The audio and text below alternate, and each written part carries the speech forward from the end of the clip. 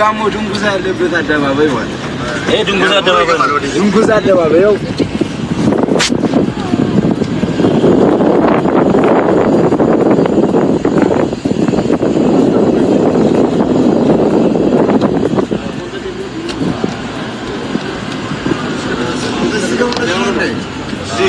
ድንጉዛ አደባባይ ነው አሁን ያያችሁት ማለት ነው። ወጋሞና መጀመሪያ ካሜራማን ነው ቆይ በትወርክሻ ስለኛል ነው ያመጣና ስለኛል ግንባሉ ስለኛል እሺ ቪዲዮ ላይ ረዲኖቹ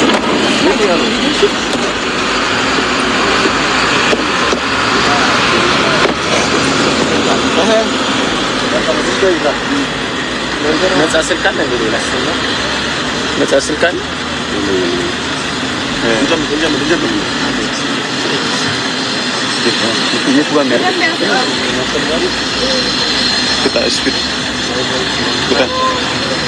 የሚያደርግላቸው ምንድን ነው የሚደረጉት? ምግብ መምቀስ ነው። አሁን ለሽሬ ባህላዊ ምግብ ቤት እየሄድን ነው። ቀምሰን ባህላዊ ምግቧን ቀምሰን እንወጣለን።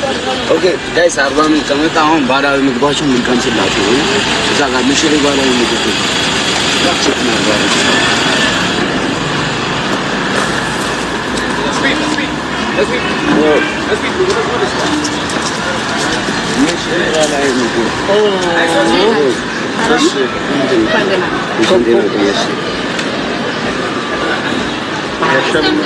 በጣም ባይዙ ይሄ እዚህ አካባቢ ላይ አደጋ ነገርም ያሳያቸው ሙዝ ማለት ነው።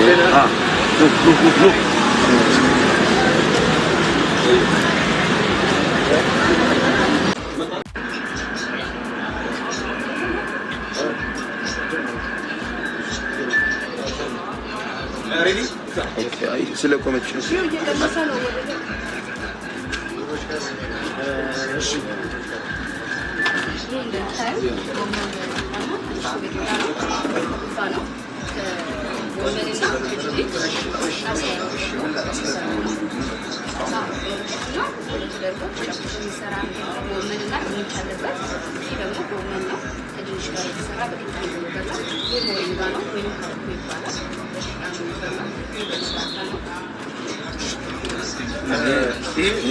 የባህል ምግብ ነው።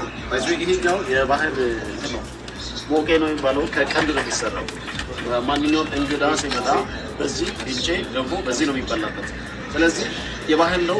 የባህል እቃዎች ክብር እንግዳ ነው የሚባለው። ስለዚህ አይፎ ስፒድ ኢትዮጵያ ባንዳና መጣ ያሉ ፉል ኩፋ ይሄ ኩፋ ከጎመን ከድንች የሚሰራ ነው።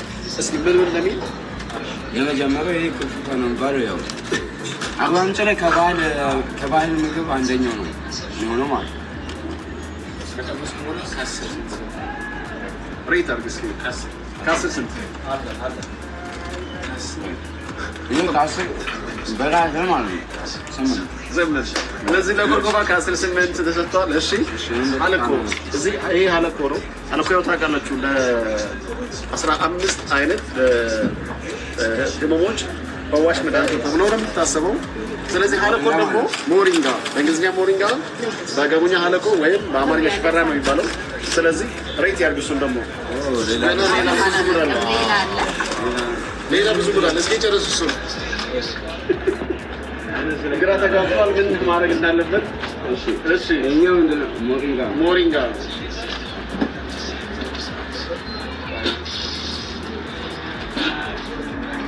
ከዚህ ከምሰማ አቋለ አለቆ ከምሰራ አቋለ ገዘኝ። እሺ እንዴት ነው አሁን? እስኪ ቼክ አድርግ።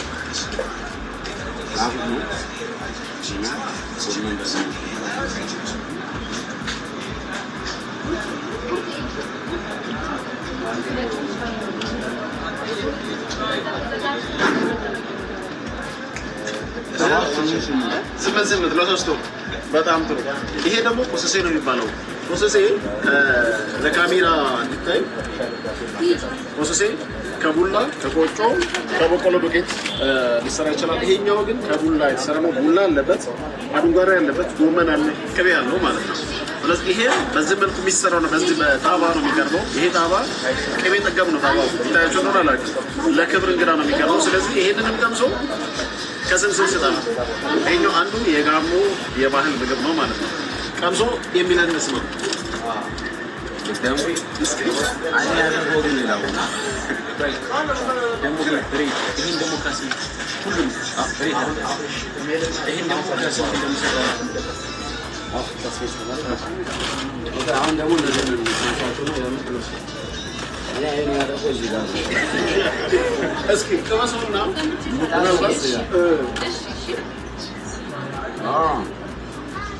እነዚህ ማለት እንዴት ነው ስንት ሰጠናል ለዚህኛው ለዚህ አንድ ጨምራለሁ ዘጠኝ አደረጋለሁ እሺ ይሄኛው ደግሞ ሌላኛው ለክብር እንግዳ የሚቀርብ ቅንጬ ነው ቅንጬው በቅቤ የተገበ ነው እንደምታየው በዚህ መልኩ ነው ማለት የሚሰራው ለክብር እንግዳ ለወላድ ሴቶች እና ለሙሽሮች የሚዘጋጅ ነው እዚህ በሸክላ ዕቃ ሁሉ የሚቀርበው በሸክላ ዕቃ የሚቀርቡት ዋነኛው ምክንያት በጋሞ ባህል ለክብር እንግዳ ሲሆን ነው ስለዚህ ይሄን ደግሞ ቀምሶ እስከ ስንት እንደሚሰጥ እናያለን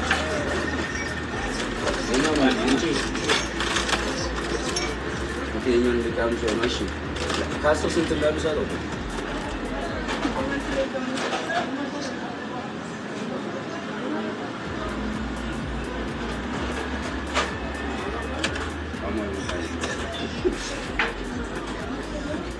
ቁጥር መስጠት አልቻለም ጣፍጦት መብላት ጀምረዋል ያው ቀቤ ብቻ ነው ደግሞ ይሄ ዘጠኝ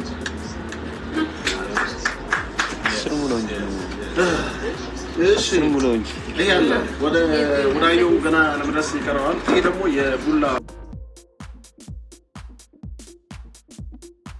ሲሲሮ ወይም ኢትማኮሳ ኢትማኮሳ ነው የሚባለው በጋሞኛ ይሄም የባህል ምግብ ነው ከዛ ባለና አጠገብ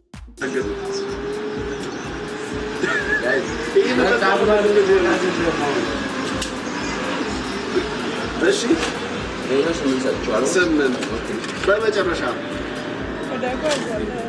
እችኛዋ ለምንድን ነው መጨረሻ ያደረገው እችኛዋ አይብ ናት አይብ በዚህ መልኩ ነው እዚህ የሚሰራው ያው ይታወቃል አብዛኛው የተማሩ ሰው ተጠቀማል ግን በተለየ መልኩ ደግሞ ጋሞ ላይ በዚህ ሁኔታ ነው የሚሰራው ከመሰው ነው ደግሞ እስኪ ሰልከም ሰው አስርታለሁ ብሏል ምስክሩ ነው ከለሩ ብቻ ተመቸኝ እሺ ያው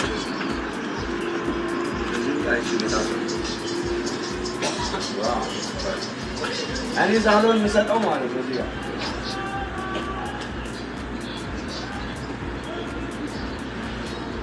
ወይ ካስር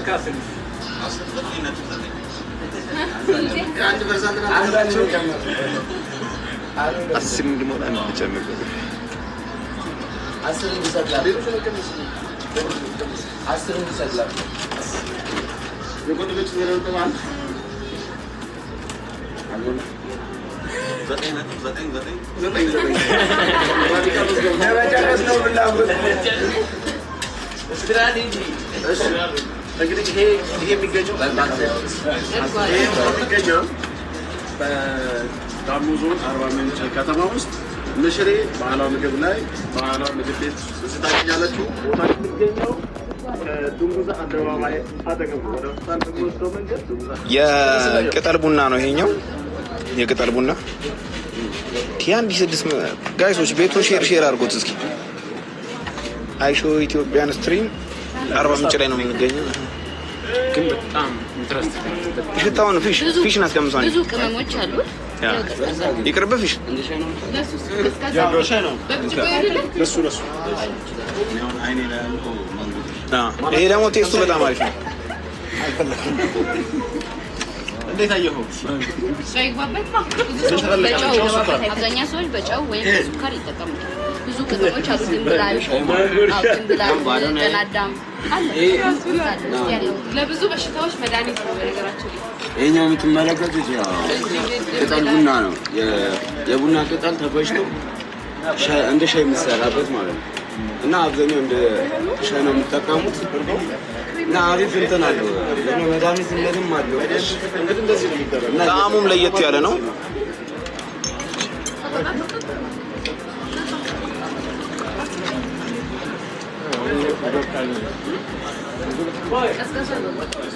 You say you stand one stay? የት አለ?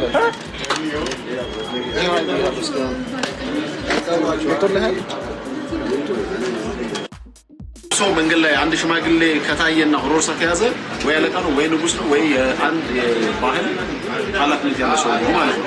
በዛ ልክ ነው ጊዜ የሚታመኑት ያው አሁን ላይ እሱ ቀርቶ አሁን ላይ ያው አሁንም ይለብሳሉ ንጉሶቹ፣ ግን እኛ ደግሞ ወጣቶቹና ዘመናዊ የሆኑ ሰዎች በዚህ መልክ ንጉስን አሰርተን ዲዛይን አሰርተን እንለብሳለን። ይሄ አሁን ብዙ ሰው ትርጉሙን በስርዓቱ አይረዳም። አንደኛ አሁን ይሄ ንጉዛ እንደምታየው ጥቁር አለው። ጥቁር ከትርጉም ተሰጥቶት ነው። እንዴት ነው መሰለህ? አንደኛ ጥጥ የሚመረትበት ቦታ ላይ ሊኖር ይገባል። ጥጥ ይመረታል። ጥጡ ይተጠማል፣ ተለቅሞ ይፈተላል። የተፈተለው ደግሞ በቀጭኑ ለሽመና ስራ በሚሆን ነው ይሰራል። ከዚህ አንፃር ጥቁር ቅቤና የእንስራ ላይ ምጣድ ላይ ያሉ